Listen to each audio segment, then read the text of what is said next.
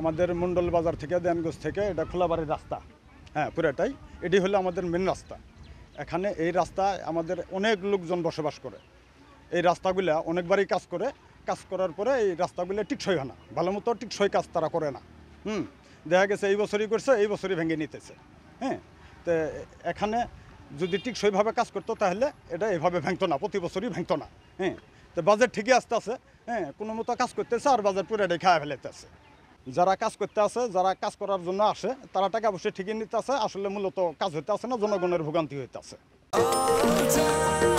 নিশ্চিন্তে খান স্বাস্থ্যকর all time পান, অল টাইম হেলদি লাইফ। এই বছর শুরুতেই, বন্যার শুরুতেই আবার ভেঙে গেল।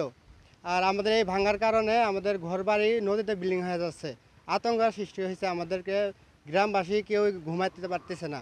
আমাদের দেওয়ানগঞ্জ থানার চিকাজানি ইউনিয়নের মণ্ডল বাজার টু খোলাবাড়ির এই রাস্তাটি একদম অচল হয়ে যেতেছে। 4-5টা গ্রাম আছে, এই গ্রামের লোকজন যাতায়াত করতে খুবই সমস্যা হইতেছে। মহারানী ব্রিজ সংলগ্ন রাস্তাটি ভেঙে গিয়েছে।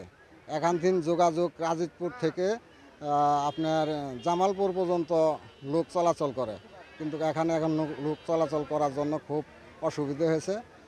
এখন ছোটো ছোটো নৌকা দিয়ে আমরা আর কি চলাফেরা করতেছি। জামালপুর জেলার দেয়ানগঞ্জ টু রৌমারী রাস্তা এটি হলো প্রধান সড়ক। এখানে এই রাস্তা দিয়ে রৌমারী এবং রাজীবপুর, দেয়ানগঞ্জের অর্ধেক সানন্দবাড়ি পর্যন্ত লোকজন এই রাস্তায় চলাচল করে। এখন বন্যার শুরুতেই এমন একটা জায়গা হাতিভাঙ্গা ইউনিয়নের কাঠারবিলে এই রাস্তাটা ভেঙে যাওয়াতে জনগণ চরম দুর্ভোগে পড়েছে।